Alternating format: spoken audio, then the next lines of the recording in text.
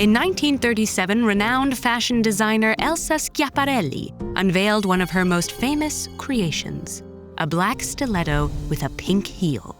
What made this seemingly ordinary piece so noteworthy was that it was designed to sit on top of a woman's head. Created in collaboration with Salvador Dali, Schiaparelli's bizarre shoe hat was celebrated as an iconic contribution to the surrealist art movement. Humans have been fashioning caps since the dawn of civilization.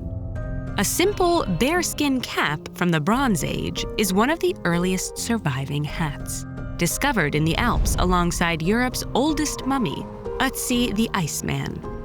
But we've found images of hats that are much older. Some believe that the Venus of Willendorf, a Paleolithic figurine made around 30,000 years ago, is the earliest known depiction of woven headgear. Hats aren't just for keeping heads warm. They can also be used to make political statements. Take the pileus cap, a favorite among ancient Romans and Greeks. In the Roman Republic, pileus caps were given to previously enslaved people as a public sign of their freedom and came to symbolize the ideals of personal and political liberty. In the 18th century, American and French revolutionaries seem to have conflated the pileus with the very similar-looking Phrygian cap, embracing the Phrygian as an emblem of their cause.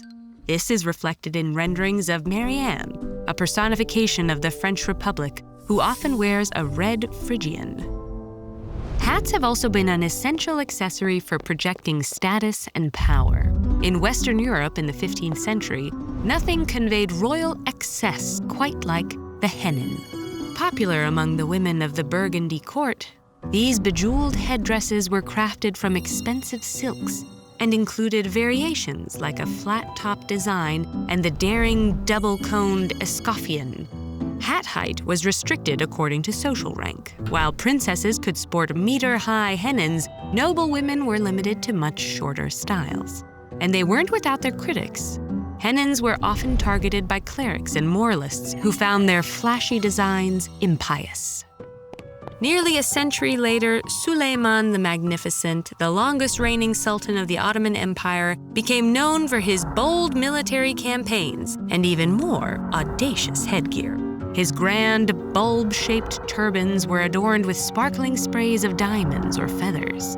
His collection also included a grand four-tiered golden helmet, though some historians suspect it wasn't actually designed for wearing. Rather, the crown was crafted to flaunt his immense power and wealth to his rivals. For other caps, the real story lies in their making. The sleek British top hat was first introduced in the early 19th century as powdered wigs fell out of fashion. Originally crafted from the fur of animals like beavers, hat makers would soak the material in vats filled with toxic mercuric nitrate to improve the felt's quality and density. But prolonged exposure to the chemical in poorly ventilated spaces led many hatters to develop mercury poisoning, suffering symptoms like irritability, slurred speech, memory problems, and tremors. The figure of the Mad Hatter, immortalized in Lewis Carroll's Alice in Wonderland, is a popular reference to this devastating plight. Thankfully, in the late 1800s, as more people became aware of the dangers of mercury, many countries began to ban its use. Over the following century, top hats, bowlers, and bonnets largely fell out of fashion as everyday wear. But one cap proves that hats are still big business: the baseball cap. What began as a practical part of a baseball uniform stepped off the field and onto the streets in the 1960s.